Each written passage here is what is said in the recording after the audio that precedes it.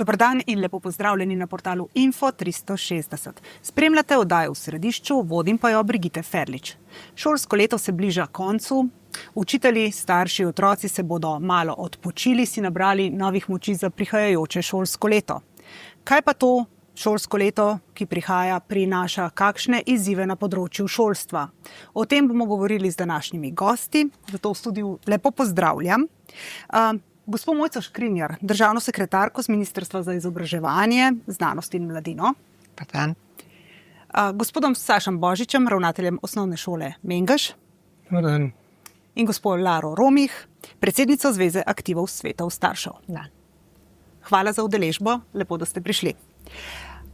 Za začetek bi vas vprašala, kakšni so vtisi ob koncu šolskega leta, kaj dobrega se vam je zgodilo, kakšni negativni priokusi so morda ostali. Gospa Romih. Vsako šolsko leto naj bo veselo in tako naprej, tako vedno poudarjamo, da nima rezultat, številka na koncu toliko pomena, kolikor imajo vse ostale stvari. Tako da zagovarjamo to, da šola seveda mora teči, obstajati, zgodijo se dobre slave stvari, ampak na koncu vedno pozitivno naprej, v vesele počitnice, v kaj smo dobrega dosegli. Tako da mi ne beležimo nekih strašnih velikih težav, vemo pa vidimo, da pa na šoli imajo težave z uvajanjem novih učnih načrtov in tam se kolobari in se neke težave dogaja, ampak mi kot starši smo kar v redu prišli skozi tudi to šolsko leto. Gospod Božič, vi torej ne veselo v počitnice, ampak v skrbi z novimi temi učnimi načrti. Mi smo trenutno še v polnem pogonu. Res, zdaj so stvari se dogajajo na šoli, zaključujemo z šolskim letom in se seveda pripravljamo že kar nekaj časa. Šola se že tam nekaj februarja začnemo pripravljati za naslednje šolsko leto. Tako da z zanimanjem spremljamo kako bo z učnimi načrti. Zdaj, letošnje šolsko leto je prineslo kar nekaj novosti oziroma izzivov, s katerimi smo, mislim, da se potem tokom šolskega leta kar nekako uspešno soočili oziroma se jim prilagodili. Zdaj pa vas čaka ta izziv. Za novo, ja, tako. Zdaj vas čaka ta izziv učnih načrtov. Kaj pravzaprav se dogaja v zvezi s temi učnimi načrti, če lahko javnosti malo več opišete, pravzaprav zakaj gre pri teh učnih načrtih?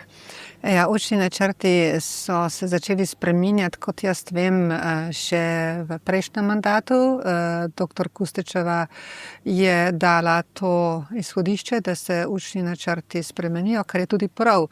Sej ne morejo biti učni načrti s pričo dogajanja na svetu in v življenju ne more biti vedno isti. In te učni načrti so bili sprejeti, samo zdaj je vprašanje, ali se bodo septembra že začeli izvajati ali ne. Jutri zaseda strokovni svet za splošno izobraževanje in bo sprejel načrt uvajanja in spremljanja učnih načrtov. Ideja je bila, da se te učne načrte za eno leto zamakne.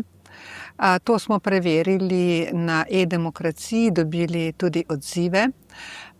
Zakaj bi se to zamaknilo? Zaradi tega, ker niso niti usposobljeni še vsi učitelji potrebni za izvajanje učnih načrtov, niti niso pripravljena učna gradiva, vsa, ki bi bila potrebna. Zato bi ta zamik bil pravzaprav dobrodošel. Hkrati bi se tudi lahko preverilo ustreznost učnih načrtov, stališča strokovne javnosti, vendar se kaže, da se to ne bo dalo. Roke imamo zvezane. To pa zaradi tega, ker so bili učni načrti narejeni s pomočjo evropskih sredstev, kjer pa pogodba zahteva, da torej izplačano je bilo to delo Zavodu za šolstvo. Koliko je tega denarja? Vse skupaj okoli 14 milijonov. In če bi sedaj to mi prekinili, bi morali zelo verjetno teh 14 milijonov vračati. Tega si pa pač ne moramo privoščiti.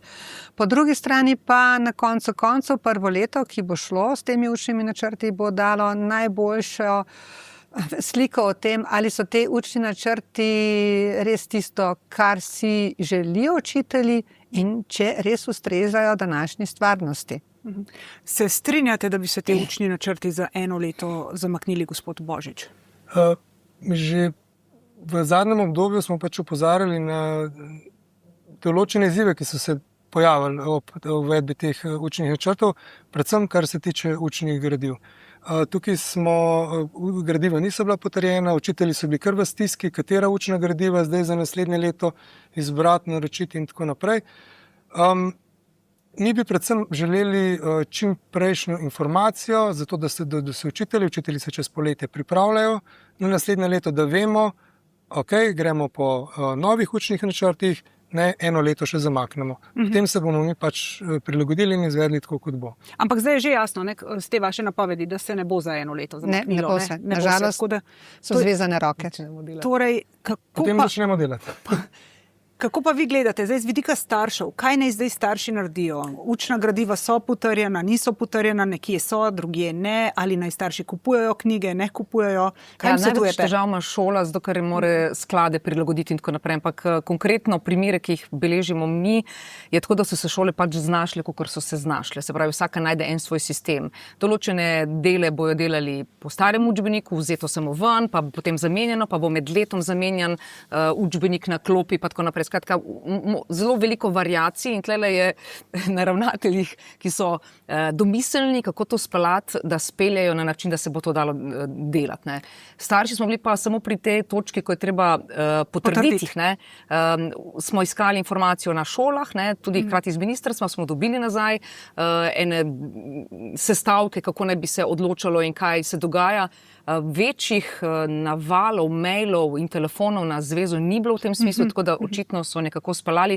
Vem pa za ene par primerov, ko so bili že malo v časovni stiski, ker to treba do 1.6., pa potem podaljšano do 15.6. Zdaj danes je že toliko datum, da bi to moglo biti mimo, nimam podatka, so dejansko vsi potrdili, ampak zgleda, da ja. Pri vas imate stvari urejene, imate pod kontrolo? Smo uredili, pač šola ima seveda omejena sredstva in moramo zelo racionalno razmišljati, ne samo za letošnjo šolsko leto, tudi za vsa leta, ki prihajajo. In zagotovo ne bomo mogli že prvo leto začeti z vsemi novimi gradivi. Imamo pa možnost 3 leta uporabljati, če stara, in se bomo pač temu prilagodili. Takole, da povemo sam gledalcem, septembra letos bi se začeli te učni načrti novi uporabljati, in sicer v 1., 4. in 7. razredu, v 6. razredu bi pa jih uveljavljali le pri določenih predmetih. Ne. Učitelji so pa pripravljeni. Ne. Vi ste rekli, da nekateri še ne. Niso še vse. Niso še vsi, sam imeli pa so kar nekaj izobraževanja. Imeli so začetne izobraževanja, niso pa še dokončali tega izobraževanja. Tako da vi dobivate kakšne odzive strani učiteljev, da bi radi oni tudi sami si več časa vzeli? Ja, seveda. Neformalno vi imate strokovno javnost, ki je zastopana preko Zavoda za šolstvo. Imate strokovno javnost, ki se oglaša skozi združenja ravnateljev in pedagoška združenja, in imate tudi strokovno javnost, ki pa ni organizirana. In marsikdaj z tega dela strokovne javnosti, ki ne moramo očitati nestrokovnosti, prihajajo opozorila. Tudi ta opozorila so bila ključna, ko smo se odločali, kako ali zamakniti ali ne. No, glede, seveda, nastopila je nova vlada, sprejeta je bila nova koalicijska pogodba, šolstvo ima kar nekaj točk v tej koalicijski pogodbi in nekateri očitki letijo, da je vsebina te koalicijske pogodbe morda preveč splošna, da v nekaterih delih kaže celo na nepoznavanje sistema. Se strinjate s temi očitki, gospod Božič? To bi težko komentiral. Če bi mogoče samo tisti zapis, da omejitev uporabe recimo mobilnih telefonov v šolah. Ki je že urejena zakonsko. To je že urejena. Zdaj, če se mogoče tukaj razmišlja pa še o kakšnih drugih omejitvah pri uporabah telefonov, to pa že dolgo časa opozarjamo, da bi bilo treba tudi to področje, recimo zadnje je Združeno kraljestvo, ki uvaja omejitve pri uporabi družabnih omrežij, socialnih omrežij za otroke do 16 leta. Gospa Škrinjar, kar dam besedo vam, kaj ste torej želeli s to omejitvijo uporabe telefona doseči, če je to že z zakonom urejeno? Zakaj je bilo treba to dodati še v koalicijsko pogodbo vsebinsko? Ja, glejte, gre za načine omejitve uporabe telefona. So načini, ko lahko ravnatelj sam, meni osebno, če mene vprašate, da je to prišlo v zakon povsem nedoumljivo. Zakaj? Vsak ravnatelj lahko prepove oziroma s hišnim redom oziroma s pravili šolskega reda pove, kdaj lahko učenec in v kakšnih primerih lahko uporablja telefon. Čemu je bilo to treba dajati v zakon? Se strinjate, da lahko že zdaj pred zakonom, da je ravnatelj? Šole smo imeli sicer različno to urejeno, ampak mi smo imeli že vrsto let v pravilih šolskega reda, pač prepoved uporabe mobilnih telefonov, tudi postopek, v kakšnih primerih se telefon odvzame in na kakšen način se ga vrne. Zakaj je bilo treba to dati v zakon, gospa Romih? Mi smo to razumeli, da ko država da jasen signal na državnem nivoju, da se tega pač mi ne gremo, da to potem vsi vzamemo malo bolj zares. Drugače seveda postopki so točno taki. Tudi naša šola ni imela težav s tem. Smo imeli vse urejeno in tako naprej. Pa ko ti daš signal kot država, mi se tega res ne gremo. To je res šlo preko vseh meja. Otroci so resnično bogi, mi smo malček bogi, oni so pa resnično bogi. Dajmo nekaj na nacionalnem nivoju, da je res jasen. Tako smo mi to razumeli, da to je, zdaj se pa ne hecamo več, zdaj pa vsi mislimo na državnem nivoju, da je to velik problem, ki ga moramo veliko nagovarjati. No, a če smem, če to seže tudi na področje popoldanskega časa, kjer mladi preživijo, mislim, da večji del na telefonu kot pa v šoli, ki le kontrolira ta del učnega procesa, mislim, ta čas, ki ga preživijo. Če se to nanaša na to, je to potem smiselno, ker mislim, da včeraj sem slišala, da podatek, da približno 4 ure na dan naši mladi preživijo pred zasloni. In te 4 ure sigurno niso v šoli, to lahko garantiram, da ne. Točno to. In tlek potem nacionalno rečeš, ne velja sicer za šole, ampak mi kot država, kot družba, a smo res vsi za, da poberemo te telefone čim bolj stran? Ja, smo. Tako je, ja. Če se vrnemo k koalicijski pogodbi, prej sem nanizala nekaj očitkov, da so v nekaterih delih zelo splošna, nedorečena. Kdo je pravzaprav pisal to vsebino, ki se nanaša na šolstvo, in ali se strinjate s tem, da bi bila ta vsebina, kar se šolstva tiče, lahko bolje dorečena?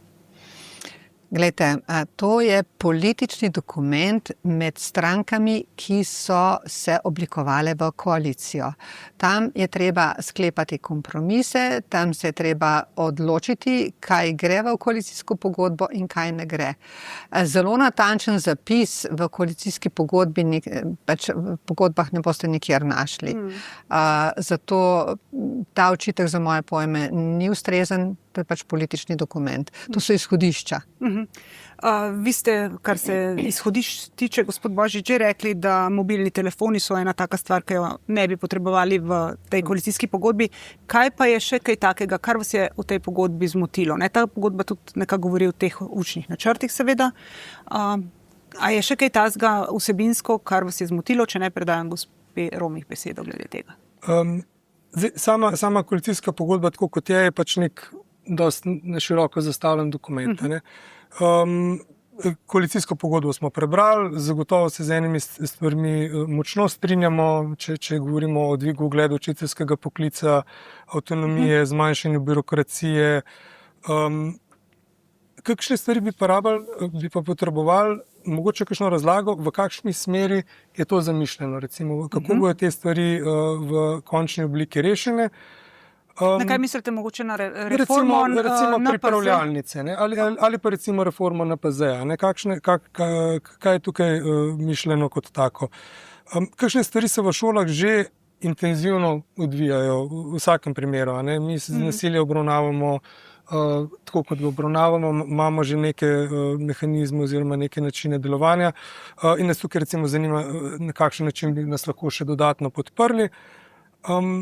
Tudi recimo lokalno hrano, pridelano, to se vsi zavzemamo, da bi bilo tega čim več, biološko, lokalno oziroma slovenska kakovost, tudi dolžne smo šole na takšen način.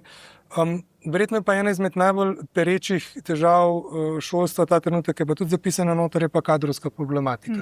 Tukaj pa zagotovo smo šole zdaj postajamo kadrovsko vedno bolj podhranjene in tukaj bo treba res narediti vse, kar je možno. Gospa Romih, kako ta politični dokument, če ga imenujem, kot se navežem na gospod Škrinjar, vidite vi? Včasih je dobro, da mi nismo nič politični, zaradi tega dejansko nismo tudi obravnavali, prebrali smo si ga, nismo imeli pa nobene seje na to temo vezane. Tudi zaradi tega, ker ko smo ga prebrali, smo videli, da seveda je zelo splošen in tako naprej, po principu stvari štimajo, ne? Nič takega nismo groznega odkrili noter, da bi bilo treba, ne vem, skočiti v zrak oziroma odreagirati.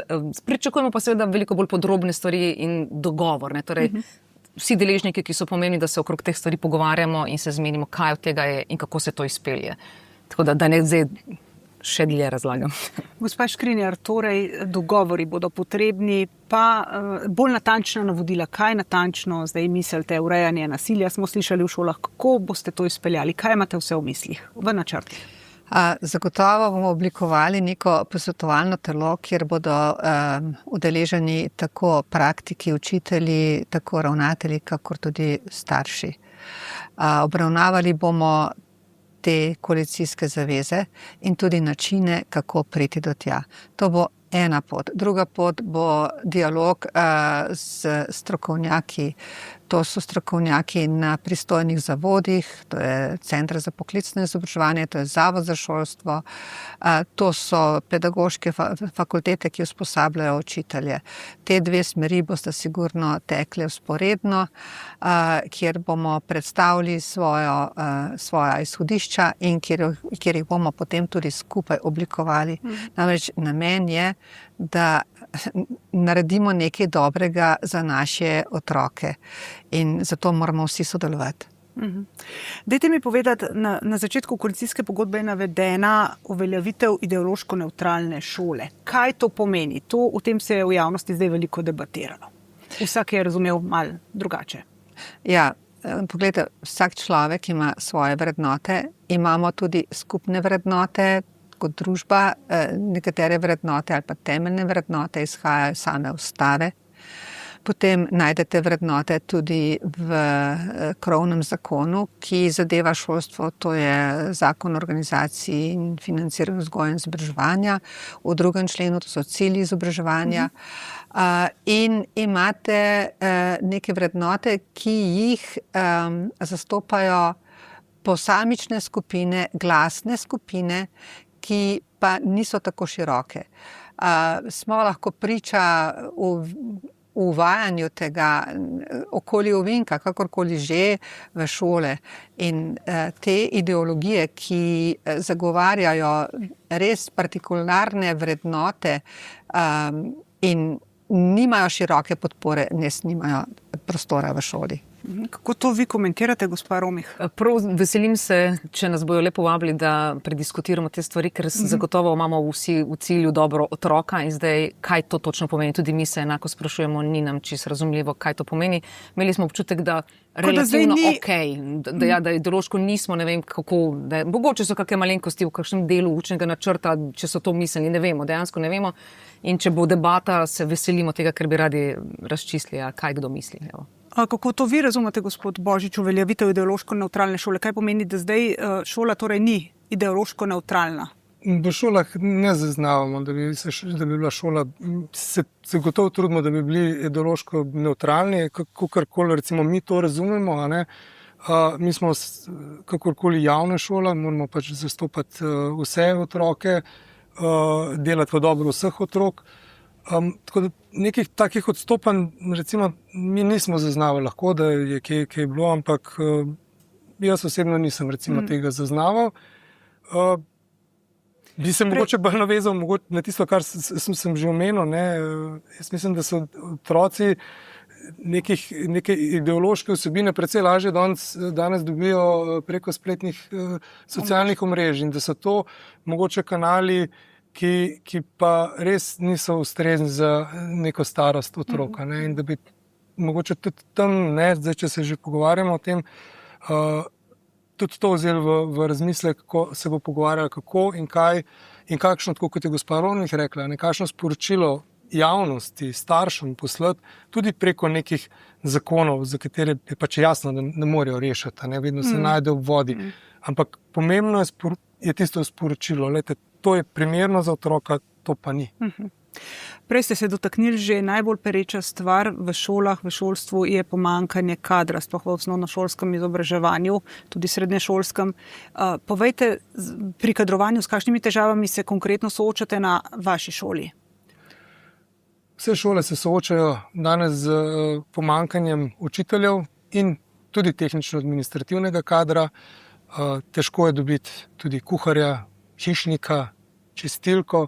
Vse to danes predstavlja izziv.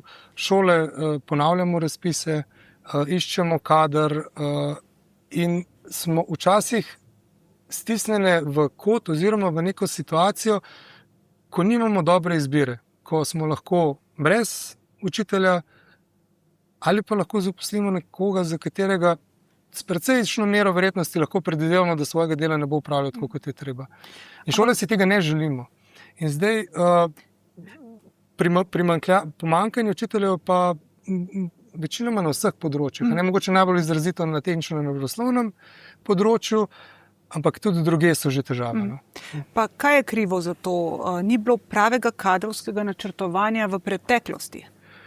To je zagotovo dediščina nekih oziroma veliko prej bi se bilo treba začeti naslavljati to tematiko. Ampak mnogi ravnatelji so na to opozarjali, ne? So imeli zračunano, kdaj bo šel kdo v pokoj in kako ga nadomestiti. Smo opozarjali, ker se je vedela, se je vedelo, kdaj se upokojijo najbolj številčne generacije, ve se, kakšne generacije se vpisujejo na pedagoške študije. Ne vem, jaz imam na šoli kadrovski načrt za 10 let naprej. Ne vem, kdo odhaja, kako bom pač stvari reševal. Ampak tudi to ne pomeni, da bom rešitev takrat, ko bom rabo našel. Ne?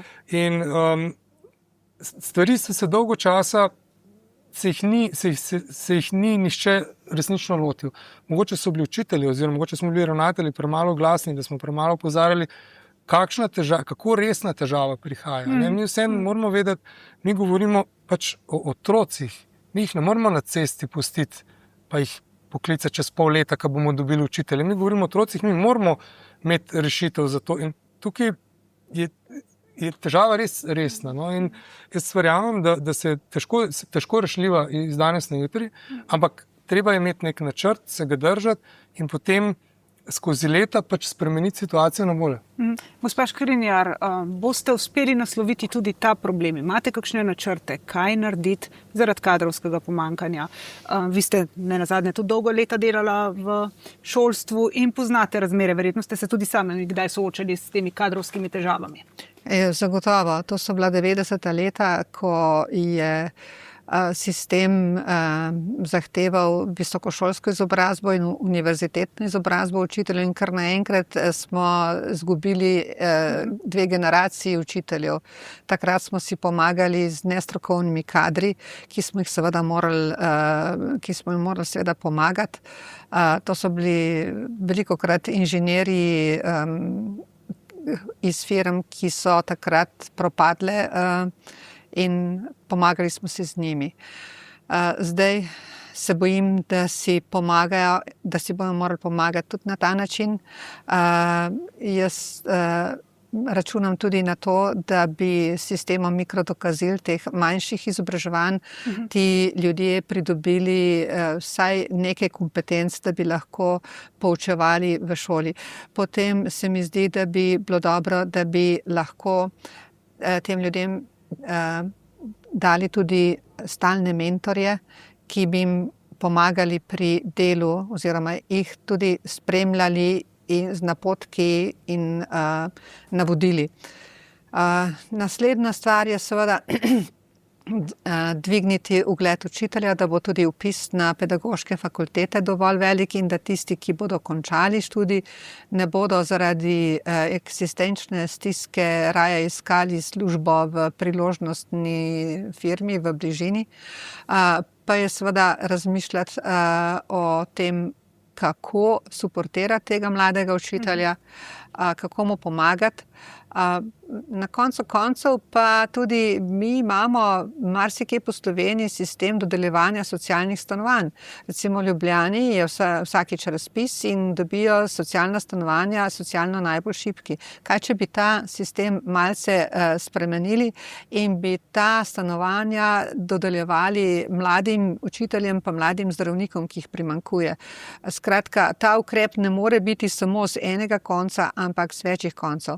In tudi dvigniti ugled učiteljstva, veste, zdaj bom rekla tako, ne, nekoč je rekel nekdanji minister za šolstvo, ki ga zelo spoštujem, je rekel, na nogomet in na šolo se vsi spoznajo. Torej, ko se javnost pogovarja o učiteljih, vse vedo, medtem ko se pogovarjajo o zdravnikih, so pa majčkeno bolj previdni, ne? In bo treba tudi nasloviti ta problem. Ja, ugled učiteljev je drastično upadel, ne? Tudi veliko dela namesto njih zdaj že opravi umetna inteligenca, to tudi učenci dnevno verjetno izkazujejo. Povejte, je sploh možno povečati ugled učiteljev? Kakšne odzive vi dobivate iz šol? Mogoče ena pomembna stvar ta, ne? Učitelji, ki so zelo dobri, nimajo s tem težav. To veliko pove, ne. Res je, da imamo s kadrom težave in tam, kjer dejansko pride en mlad učitelj, ki ne ve, pa tako naprej, tam je tudi seveda avtoriteta problem. Stari mački so pa dobri mački in še danes obstajajo in po šolah imamo praviloma v razredu, v vsakem razredu imaš enega, dva, ki reče, pa to je to, top učitelj, ne. In na unih 10% top učiteljev sanjamo, da bi bili vsi, kot v vsakem poklicu seveda tudi tlele ne gre, ne. Tako da avtoriteto še vedno ljudje, ki znajo, jo pridobijo. Problem je, da treba opolnomočiti tiste, ki tega težko, ali pa sploh, ki so mladi, zdaj ta nova generacija, ki prihaja, tle pa je treba narediti veliko tega več, ne. Tako da, pa seveda ne rečem nič na nas starših je, ne. Če mi govorimo seveda o šoli spoštljivo, potem tudi naši otroci govorijo spoštljivo. Če mi vemo, kaj včasih starši govorijo, imamo rezultat v šoli. Tako da je vzgoja doma vedno... Velikokrat so starši tisti, ki spodbijajo avtoriteto učiteljev, ne? Je to prvi problem in velik problem v naši družbi je to postalo. Sploh zdaj, pri tem lovu na petice. Se lahko strinjam, da si mora vsak učitelj sam v razredu pridobiti avtoriteto. Mislim, da je tukaj bolj treba govoriti o splošnem ugledu poklica v družbi kot taki. Da družba začne razumeti, kakšen doprinos sistemu je učitelj. Sploh danes, ko jih pač ni. In ampak rekel ste prej, da se ta miselnost zdaj družbe že spreminja, ne? Da zdaj, ko učiteljev primanjkuje, se je šele začela spreminjati v smislu, da so učitelji pomembni. Ja, žal. Mislim, da tudi šole zaznavamo vseeno drugačen odnos, mogoče kot je bil do učiteljev oziroma do šole same, kot je bil mogoče še nekaj let nazaj. Mogoče tudi iz tega vidika, ja, ker dejansko tudi jaz pač povem vsem staršem, da je vsak učitelj, ki ga imajo, dragocen.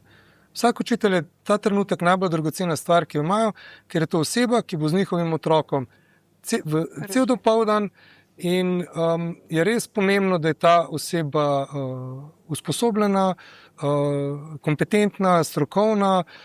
Seveda delamo napake, tudi učitelji, ravnatelji, vsak od nas je človek in napake so človeške. Če naredimo napako, jo pač odpravimo in gremo naprej. Ne? Tako da jaz bi tukaj bolj mogoče gledal na poklic učitelja kot nek splošen pogled družbe na nas, na šolstvo, na pomen šolstva. Če smem. Izvolite. Ja, glejte, mi imamo tudi vstopno točko napačno, pa smo spet pri vprašanju mature. Ne? Ko se vpisujejo kandidati na fakultete s pedagoškimi poklici, štejejo samo točke. Ne? Mislim, da bi morala matura in rezultati mature, ta pomen vstopne točke bi moral biti zmanjšan. In namesto tega bi morali imeti intervju s kandidatom. Glejte, včasih so ocene morda malce nižje, je pa zavzetost, srčnost toliko večja. Tudi ne veste, kako so prišli do teh ocen, morda so bile kakšne težave pri tem. Skratka, človek se tudi razvija. Še posebej, bom poudarila, so to fantje. Fantje dozorijo Kasneje. kasneje. In zakaj imamo danes mi feminiziran poklic učiteljstva? Ravno zato, a ne, ker pravzaprav štejejo samo ocene. Naša šola je narejena za pridne punčke. No, tako, Marljive, ja, marljivost, a ne. Tako, ja, fantje so pa. Fantje pa nekako dozorijo kasneje in bi morda lahko doprinesli, svojim razvojem doprinesli šele na fakulteti. In intervju bi bil zelo, zelo pomemben. Torej razmišljate kaj v tej smeri? Ja, seveda razmišljamo. To je koalicijska zaveza, sprememba namembnosti mature. Matura ima zaključni pomen, hkrati je pa vstopna točka. Te dve stvari sta v določeni meri nezdružljivi. Nezdružljivi. In rezultat tega je pa tudi to, kar imamo danes, pomanjkanje kadra. Pa ne samo tukaj, tudi v zdravstvu recimo. To je problem. Ja, v zdravstvu je zelo podobna situacija, ker grejo zdaj vsi študirati, veliko jih gre za to, da bodo imeli ugled in visoko plačo. Če bi pa želeli njihovo empatijo preverjati, bi pa ugotovili, da ni veliko teh bodočih zdravnikov nima tega poslanstva. Tam so že predlagali pred časom, da bi se uvedel nek tak razgovor, samo je to vedno naletelo na gluha ušesa. Mogoče boste to zdaj vi spremenili, bomo videli. Absolutno se bomo to trudili spremeniti. Vemo pa, da bo to trd oreh. Nekaj morate vedeti. Fakultetam je zelo enostavno preveriti številke in upisati. Za njih so pomembna vpisna mesta in število študentov in dobijo jih. Potem pa naredijo ali ne naredijo, to je en problem, drug problem pa je hudo. Če naredijo fakulteto, potem pa se ne znajdejo v poklicu. Ja. To je pa težko.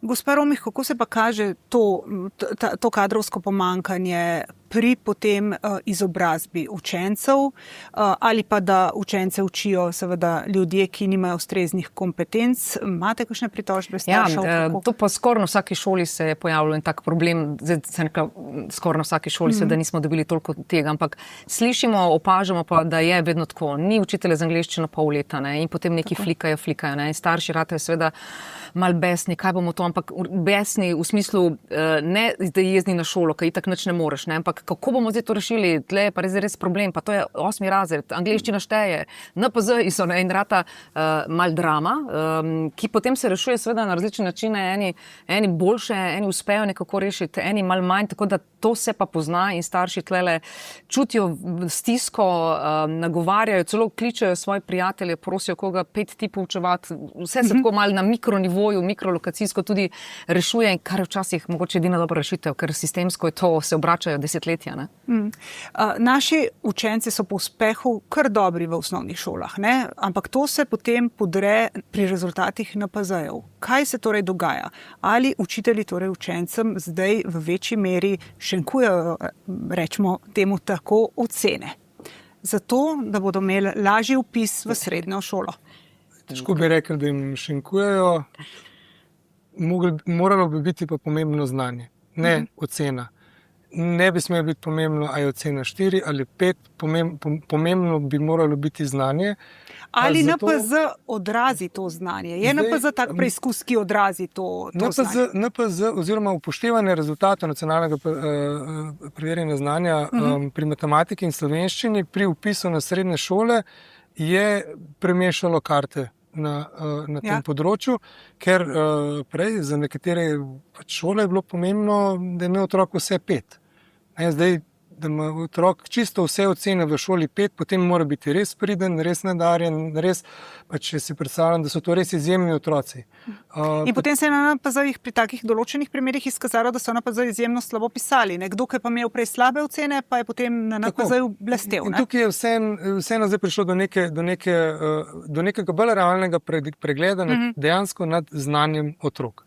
In da se lahko otrok na srednjo šolo upiše glede na svoje sposobnosti, ne pa se pravi na povprečje ocen. Je bila po vašem ta sprememba NPZ dobrodošla? Definitivno. Mislim, jaz sem bila leta nazaj še na Ricu, ko smo se malo pogovarjali o tem in takrat so mi dobro razložili, pa je fajn, da mogoče povemo tudi javnosti, da NPZ, kakor je sestavljen, njegov sistem preverjanja ne gre po enaki metodologiji, kot gre ocene v šoli.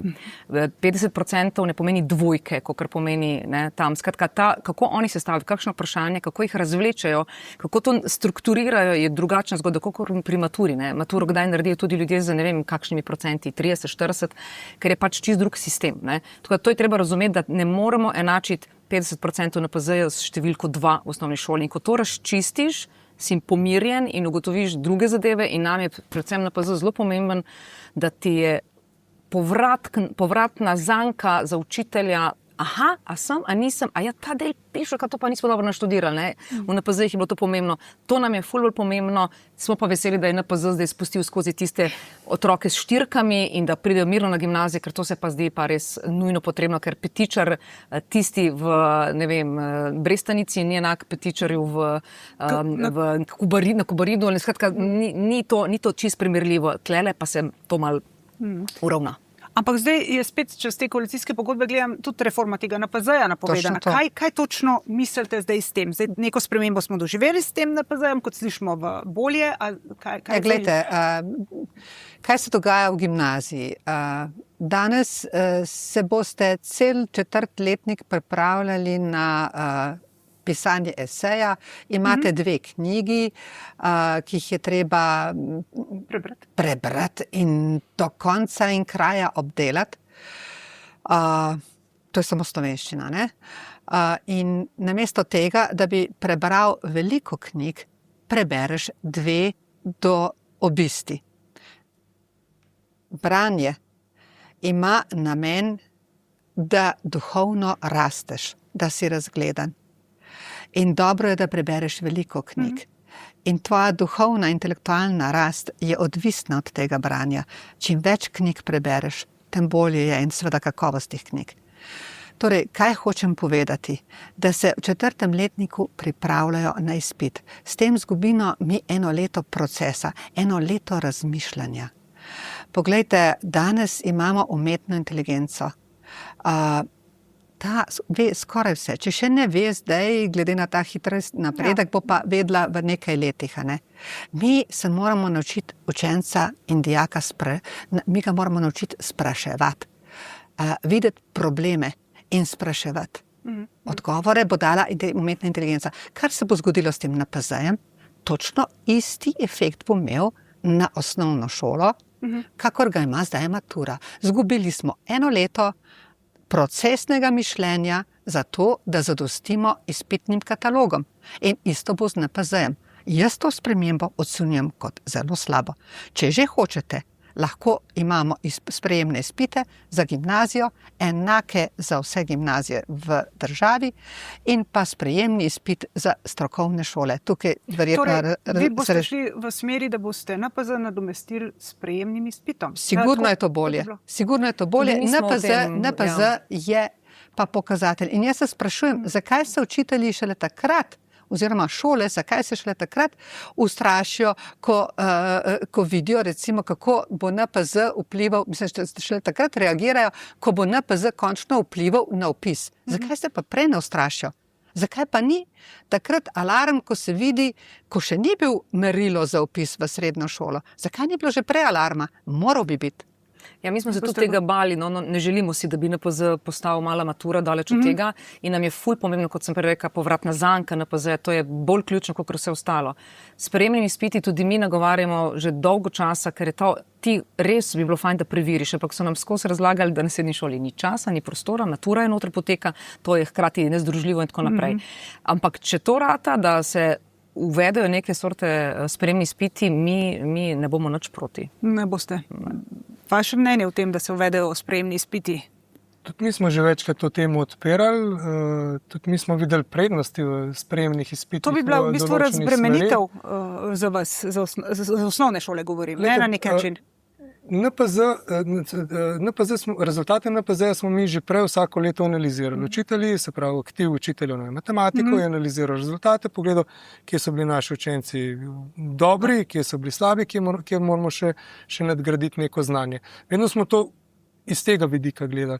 Zdaj, ko NPZ šteje za vpis v srednje šole, se učitelji z učenci pripravljajo na pisanje NPZ-ja, ampak največkrat ne na tak izrecen način, da rečemo, danes bomo pa delali izključno vaje kot NPZ. Ampak skozi sam proces učenja jih učitelj opozarja, opominja, tak tip naloge lahko srečate na NPZ-ju, potrebno razmišljati tako in podobno. Ne vem, da bi prav izrecno uvajali neke... Ker vseeno ima učitelj v 9. razredu kar nekaj snovi za obdelati, ki jo pač more. Ne more vsega časa posvetiti samo pripravi na NPZ. Da se pa zelo veliko narediti, recimo, kot rečemo, neka priprava tokom samega pouka. Smo pa tako, kot sem rekel, v sprejemnih izpitih se pogovarjamo že kar nekaj časa. To je tak načrt, ki vam morda tokrat le uspe. Pa povejte, kaj pa nameravate narediti za birokratsko razbremenitev učiteljev, ravnateljev? Imate tudi na tem področju kakšne načrte? Seveda. V letu 18 do 20 sem sama vodila projekt Pametna šola, kjer je digitalizacija vsega vodenja in upravljanja. Nažalost, me je kariera potem odnesla drugam, pa tudi neprestani, torej, kar je ministrstvo potem poskušalo s tem projektom, je bil razpis za programiranje tega, pa vendarle je vedno nekdo se našel z istim naslovom, ki je temu ugovarjal na Državni revizijski komisiji. Ta projekt bomo zdaj speljali. S tem, da razbremeni učitelje pisanja nepotrebnih stvari. Ker se bo to, oziroma pa sploh pa vodstva šol, ker se bo to pač delalo avtomatsko. Kakšne birokratske ovire imate pri vsakdanjem delu? Kaj vse morate spisati, kaj morate vse pregledati? Koliko administracije upravite pri svojem ravnateljevanju? Administracije veliko, je pa tako, kot je gospa Škrinjar rekla, marsikaj bi se dalo zautomatizirati oziroma z neko ustrezno programsko IKT podporo, softversko, pripeljati do te mere, da bi izjemno pospešilo in olajšalo delo in učitelju, in seveda posledično, če so te podatki zbrani na enem mestu, tudi potem v nadaljevanju vodstvu, v nadaljevanju seveda tudi ministrstvu, ki potrebuje te podatke za nadaljnje delo. Ravnatelji smo vedno že nekaj časa opozarjali, da v današnjem svetu, da tega ni dopustno, da moramo mi iskati neke rešitve sami oziroma se znajti po svoje, zato da si pospešimo proces, ni smiselno. To nek centralni sistem, ki bi to urejal za vse šole, na enak način bi res lahko pomagal. Tak centralni sistem je spisan, celoten koncept, nekaj tisoč strani. In z vsemi napotki, z vsemi Excelovimi tabelami, pa gremo tukaj od letnega načrtovanja, dnevnega načrtovanja, redovalnica s povratno informacijo, kjer učitelju ne bo treba pisati povratne informacije, lahko mu pove, umetna inteligenca to zapiše, recimo, se transkribira, ne, do načrtovanja menedžerskega dela, vse to Se pravi, šlo bi za enoten informacijski sistem? To je enoten informacijski sistem. Vse šole uporabljali istega. Z gostovanjem na centralnem strežniku, na ministrstvu, seveda s vsemi varovalkami, z določenimi pravicami, kdo lahko ureja, kdo lahko samo upogleduje in kdo ne sme nič od tega. Vse to je že napisano. Ker se bližamo koncu, daje samo še 2 vprašanja. Pomembna je najava spremembe sestave svetov zavodov na 3 člane. Ja. In SVIZ temu nasprotuje. Sindikat vzgoje in izobraževanja je že povedal, da je proti taki sestavi, zdaj vemo, kakšna je sestava. zakaj greste v to spremembo? Namreč nasprotniki se bojijo, da bo potem več možnega političnega kadrovanja. Glejte, za začetek, ne? Če greste gledati sestavo katerega koli sveta, na področju kulture, zdravstva, nikjer ne boste našli take sestave, da bi bili zaposleni, da imeli tako velik delež. Ravno obratno je. 5-3-3, ja. Ravno obratno je. Recimo na Ministrstvu za kulturo imenuje ravnatelja neke kulturne institucije celo sam minister, svet da soglasje zraven. Skratka, ni to božja zapoved, kar se dogaja v šoli. Tako bom rekla, čisto pošteno. Če imate vi tako velik večinski delež zaposlenih, imate morda kot ravnatelj veliko srečo, da imate tako avtoriteto, da vam ni treba biti všečen pri ponovni izvolitvi. Kajti tisti 6. član, ki je potreben za to, da je ravnatelj izvoljen, se hitro najde. In posledica take sestave sveta je, bom rekla, zdaj spet ne velja za vsakogar, ne? Ampak v povprečju posledica sestave takega sveta je potem rezultat šibek ravnatelj, všečen ravnatelj. Ampak tak ravnatelj bi potem rekel, ko bo imel učitelj težavo, uredi sam. Ne? Pa se bo zaprl noter. Vi ste bili na ta način verjetno izvoljeni, ne? Torej ste všečen ravnatelj. Ne morate tega trditi. Jaz sem nekaj, da to ne velja za vsakogar. Imamo karizmatične ravnatelje, ki bi prenesli vsak način imenovanja.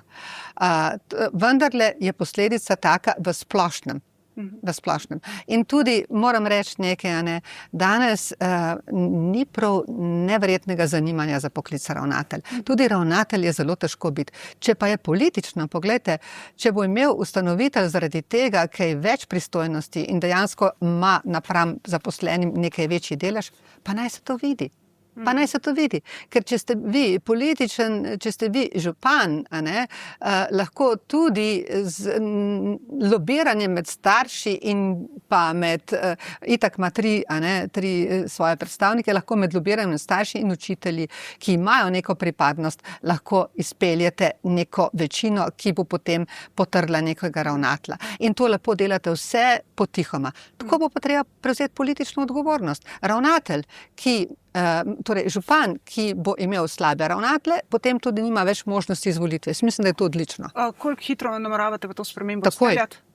Gospa Romih, kako gledate na to spremembo svetu zavoda? Ne boste verjeli, leta 2018 smo mi zapisali nekih 7 naših točk in tam je bila uravnoteženost v zavodu 333 zapisana.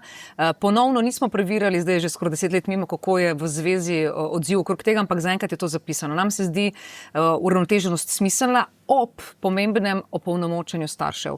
Da je tisti, ki je predstavnik v svetu zavoda, da seveda razume svojo vlogo, da razume, kaj se dogaja, da je seznanjen z zakoni, da malo več ve, ker včasih pridejo v zavod res starši, ki so popolnoma neuki, kar ni narobe, naj pridejo popolnoma neuki, ampak potem rabijo neko sorto izobraževanja, da razume sploh, kaj so odgovorni, koliko morajo odgovarjati svetu staršev, ali sploh morajo ali ne morejo, tako da ta del je zelo pomemben.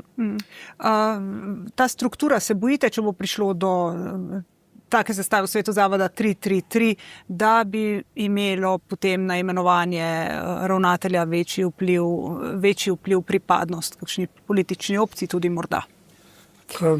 V svetih zavoda so se tudi že danes dogajale kakšne težave, pa je recimo razmerje bilo drugačno, kot je tukaj zapisano. Jaz mislim, da je predvsem izjemno pomembno, kdo je član sveta zavoda, tako kot je gospa Romihova rekla. Zdaj, če bi tako zelo plastično pogledali, je učitelj, predstavnik učiteljev edini, ki se dejansko spozna na samo stroko. Zagotovo nekdo, ki vstopi kot predstavnik občine oziroma staršev, bi bilo zelo smiselno, da dobi vsaj nek tak splošen pogled v delovanje šole, v delovanje šolskega sistema, ker vseeno odloča o pomembnih odločitvah. V tem, da kar ravnatelji opozarjamo, je pa seveda neka stvar, ki pa presega to, je pa odgovornost sveta zavoda. Svet zavod sprejme odločitev, ravnatelj je dolžan uveljaviti, odgovornost je na ravnatelju, ne na svetu zavoda. Da bi tudi tukaj se začelo razmišljati o tem, da svet zavoda, če je nek organ, ki ima neka pooblastila oziroma izvaja neke stvari, da nosi za svojo odločitev tudi odgovornost. Mi se zavedamo, da je to izziv, da to že danes težko se kakšen svet zavoda sestavi oziroma ni kandidatov, tudi za ravnatelje se ponavljajo razpisi, ni ravno videti, da bi se prav grebli ljudje oziroma da bi bilo ne vem koliko kandidatov za razpis, največkrat ga šole morajo ponavljati, ker je zahteven poklic in odločitev za to ni ravno prav lahka. No. Tako da v tej smeri, razmišljanje v tej smeri. Ste hoteli nekaj dodati? Nekaj dodala. Sem to, da dejansko, tudi sama sem bila med drugim 8 let, ki si lahko 2x po 4 leta ali 2x po 5 pozabila. Sem že 2x po 4, tako. 8 let v zavodu, pa se zelo spoznam, ker imam svojo firmo, razumem stvari in se mi zdelo, komaj sem kos vsemu temu, torej čim pride nekdo drug, je to še večji problem. Najbolj je bolelo takrat, ko smo ravnatelja volili, da v resnici je to 9 ljudi in ni nobene kadrovske službe, noben ni pogledal psihološki profil tega človeka. Skratka, te stvari, ki rečeš, čakaj, vsako službo, ki sem šel, so me na 2-3 nivojih preverili. Tlele pa pravzaprav ni prijava, pogovor. Mi smo na šoli prav naredili nalašč še pogovor s vsakim kandidatom posebej 20 minut, pol ure, da smo dobili malo občutek za človeka. Res nam je bilo hudo kar nekoga tako malo, zato ker je nekdo rekel levo, desno ali karkoli. Tako da ta del je pomemben, to je funkcija, ki je ful pomembna in premalo se preveri kompetence. Ne morem se strinjati s tem. Ne morem se čisto strinjati s tem. Kandidat za ravnatelja je lahko samo učitelj. Ta učitelj ima licenco. Odgovornost za to licenco mu je dala fakulteta, ki mu je podelila diplomo. Tako da ni čista neznanka. Se pa strinjam, da so ljudje različni in da se tudi je treba zelo dobro pozanimati o teh kandidatih, se strinjam. Ja, v smislu, mislim, to pride tudi ljudje, ki dejansko ne poznajo zakonodaje. Jaz sem kot predsednik sveta staršev tudi kdaj mogla povedati ravnatelju, to pa en zakonu piše, pa nekaj čez drugega, pa me malo pogledati, ne da bi ga hotela očrniti, pravzaprav nalašč privati, da ni to zgledano, ampak smo na koncu, jaz, ki sem arhitekt, razlagali, kako stvari stojijo. To hočem reči, ker učitelj je super pedagoški del, ampak menedžerskega dela neskončno. Ali ni? Ga je. Administrativnega ravnatelj bi v prvi vrsti mogel biti pedagoški vodja, pa dostikrat zmanjka časa za to, ker je ostalih stvari toliko. Zdaj, po pravici povedam, tudi ravnatelji ne vidimo nekih zadržkov v tem smislu, da bi kandidata se preveril še nekdo oziroma da bi postavil nek proces, kjer bi se pogledali, kakšen kandidat prihaja. Ker zdaj, tako kot sem prej rekel, v svetu staršev je kdo je pač imenovan v svet staršev. Zdaj, lahko je to strokovnjak na kadrovskem področju, tak bo lahko vsakega človeka pač v procesu imenovanja lahko ugotovil, kam je za to ali ne. Ampak večina ljudi vseeno to ni. Odločajo pa o precej pomembnih stvarih. Oziroma, opolnomočiti člane sveta zavoda tudi na tem področju, da ko bojo upravljali to izjemno pomembno funkcijo, ko se bo odločila recimo med različnimi kandidati, da bojo to upravljali z nekega, mogoče malo bolj usposobljenega stališča, vidika. Gospa Škrinjar, ste želela kaj dodati, če ne gremo na zadnje vprašanje? Seveda, kako pa vi zaposlite učitelja, ki je pa ves čas otroki.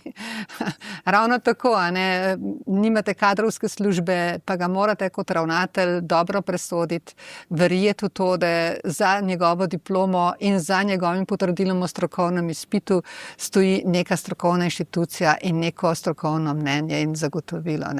Se pa strinjam, zakaj pa ne bi naredili nekaj izobraževanj za člane svetov šole. Pa prejdemo na zadnje vprašanje. Kakšna je prihodnost javnega šolstva? Namreč v koalicijski pogodbi javno šolstvo ni omenjeno prav s to dikcijo in s to besedo. Ali bo javno šolstvo obstalo? Zdaj se marsikdo boji, da bo z javnim šolstvom tako zdaj, kot je z javnim zdravstvom. Najprej povejmo, da je bilo 4 leta vztrajnega dela, da so javno zdravstvo pripeljali na rob zloma. No, tega seveda, to je neodpustljivo. Potem pa ne rečem nekaj. Javno veljavni program je program, ki ga je potrdil pristojni strokovni svet. Javno veljavni program izvajajo tako občinske šole, kot državne šole. Občinske šole so osnovne šole, državne šole so srednje šole. In ravno tako je zasebnikom potrdil javno veljavni program Strokovni svet. Zdaj pa, če gledam iz stališča staršev, starši, ki imajo otroka vpisanega v zasebno šolo, plačujejo natančno enake davke, če imajo seveda enake plače, a ne dohodke, kot tisti, ki imajo vpisane otroke v občinsko ali državno šolo. In če mene vprašate, je javna mreža šol vseh tistih šol, ki jim je strokovni svet potrdil javno veljavni program. Tako da javno šolstvo je šolstvo, ki ima javno veljavno potrjene programe in ki izvaja po zakonih to izobraževanje. Jaz se tudi slučajno ne bojim tega. Jaz sama sem bila zasebnega šolstva, ki ne bi vstopalo v ta prostor. Jaz sama sem bila ravnateljica 15 let in kadarkoli mi je kdo rekel, da je zasebna šola boljša od takrat občinske, sem rekel prosti.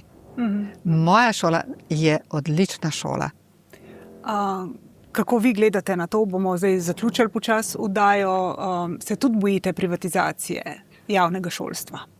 Šolstvo ne more obstajati brez javnega šolstva, v nobenem primeru. Šolski sistem pokriva demografsko ogrožena območja. Zdaj, mogoče se lahko pogovarjamo o zasebnem šolstvu v večjih krajih, kjer pač je to lažje izvedljivo. Ampak javna šola kot taka bo zagotovo obstala. To mene sploh ne skrbi.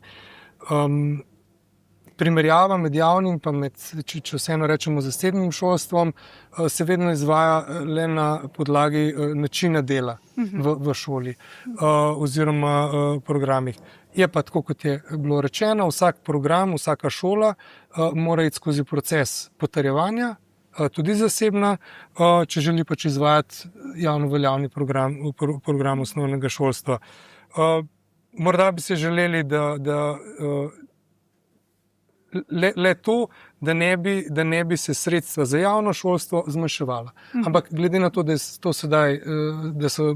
je dvig sredstev zdaj zapisan celo v zakonodajo, postopen dvig sredstev, ki bo namenjen šolstvu, jaz mislim, da smo nekaj napravili. Se pravi, spremenili se bo samo v tej smeri, da tisti starši, katerih otroci obiskujejo zasebno šolo z javnim programom, javno potrjenim programom, jim ne bo treba tega prispevka še plačevati, še toliko več. Jaz mislim, da to ni pravično. Ne? In še enkrat, če primerjamo zasebno in javno šolo, nobene razlike med njima ni, razen v nekih posebnostih, imate pedagoška načela, imate druge reči, ampak to je vse javno potrjeno.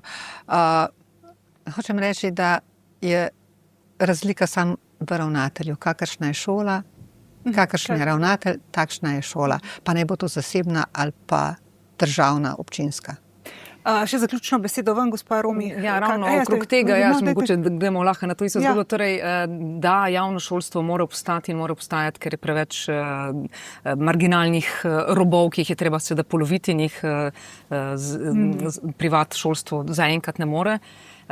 Zabavno je tako, primerjamo starši med sabo, seveda smo vsi v isti zgodbi, tudi smo del, da rečem, headquarterja na ZAS-u, taki, ki imamo ljudje, otroke v privat šoli pa v javni šoli. Ko računamo, kaj oni plačujejo in kaj mi plačujemo, vsako stvar posebej, ne boste verjeli, ni hude razlike na koncu leta. Ne, ker imamo vsako malico, tam je pa pač malo drugače zapeljano, tako da razlika ni tako nora, kot se zdi, mogoče na prvo oko. Nam se zdi zelo pomembno, da javno šolstvo obstaja v veliki meri in da je dobrodošlo tudi privat šolstvo, kajti oni odpirajo nove stvari, nove ideje, nekaj dobrega od njih se da pobrati in spraviti k nam v javno šolstvo, ker imajo več fleksibilnosti, manjši sistem in tako naprej. Tako da absolutno velik da in absolutno da tudi temu, ampak s tem, da se prehaja, Bog ne daj pa ukiniti seveda javno šolstvo. Lepo vas prosim. To bi bilo pa noro. Te strahovi so torej odveč. Absolutno. Potem pa zaključimo s temi pozitivnimi mislimi in z mislimi na lepe počitnice.